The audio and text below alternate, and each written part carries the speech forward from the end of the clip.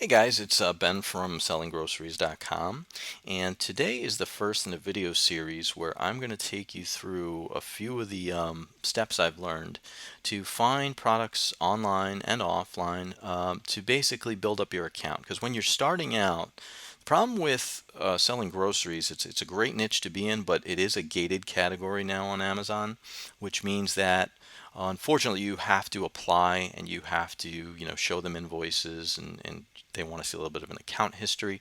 So you can't just basically sign up and start selling groceries. You got to kind of build up your account a little bit, which is no big deal. I mean, really, and it's well worth going through the process. So in the beginning, it's great to go and find products on places like eBay and Craigslist and go to garage sales, thrift stores, places where you're going to be able to get a decent number of products and you can be very choosy with what you purchase. And the goal is not to make a killing, but it's mainly to just get your feet wet, to start experimenting with the process and learning the ins and outs of buying products, preparing them for shipment, sending them to FBA, and building up your account and getting some feedback. So, with that said, we're going to start with one of my favorite sources of low cost inventory, which is eBay. And of course, we all know eBay is a place that we sell items, and you certainly can do that. But it's also a great place to buy them. And specifically, I like to search through the wholesale lots.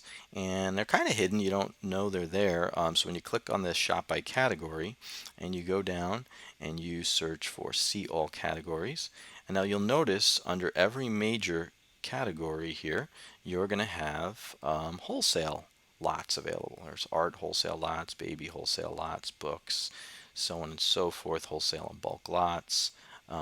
You know, each one of them, some of them might not have it, but for the most part, as you can see, a lot of them do.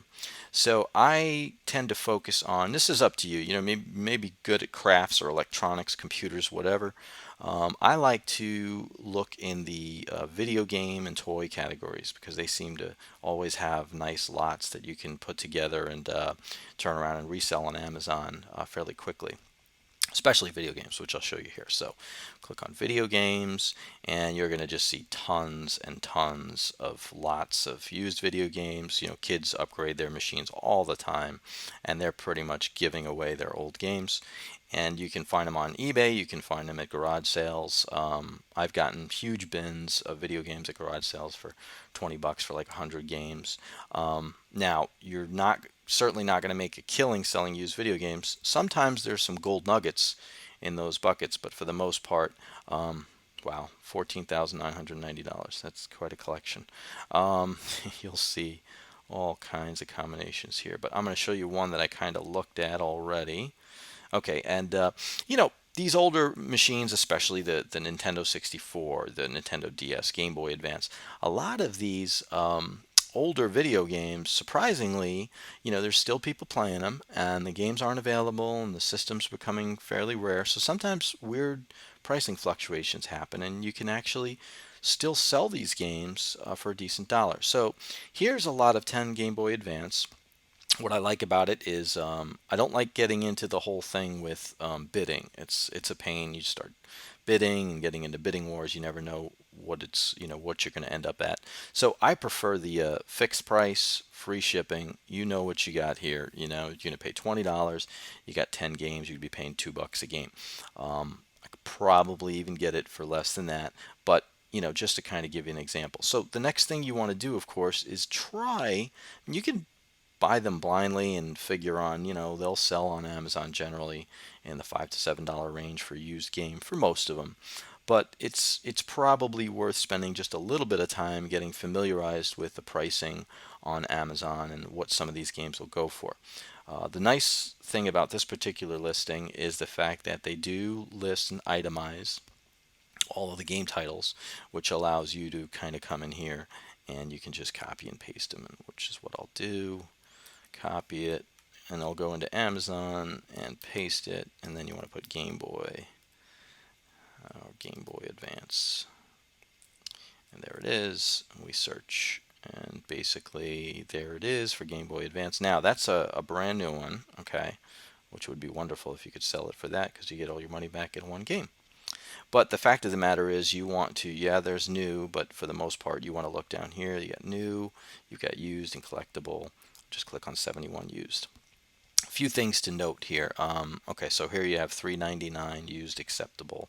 What I like to do is just filter my results for Prime because we're going to be selling this on Amazon FBA, and then just kind of get a feel for where the price range is for this particular game. And you could see, you've got the low baller 399, 578, 671, 699, and so on and so forth. Used acceptable, used goods, there's the different conditions. For the most part, let's see, there's a good for 797, good for 671. This is more art than science. You kind of take a glance, you look at it. You can also check the seller rating on it, sales rank, and see, okay, well, what does this? What's the sales rank on it? We go back to the main screen and we run down here, and actually not bad. 17,988 in video games. That's pretty impressive actually. So this is a pretty quick flip. And again, at $2 a game, you could come in here and sell it for, if it's in decent condition. You don't have to go in and beat everybody. I'd usually price it somewhere in the middle. If I've got good or very good condition, I'd probably be in the $7 or $9 range, somewhere around there. And it's not going to sell overnight, but the point is, for not a lot of money, you can really load up the inventory and get it sent into Amazon, and it'll sit there, and you'll get a sale once every few days, once a week, whatever it is. But the fact of the matter is, again, you're getting your inventory out there. You're going through the entire process of buying, preparing, labeling, packaging, sending it in, and then just going through the sales process, getting paid, and learning the ropes without having to invest a lot of money up front. So that's eBay, and that's one particular example. And just to kind of get your mind thinking about it. And in the next video, we're going to look at another great source of local inventory, and that's Craigslist. So definitely stay tuned.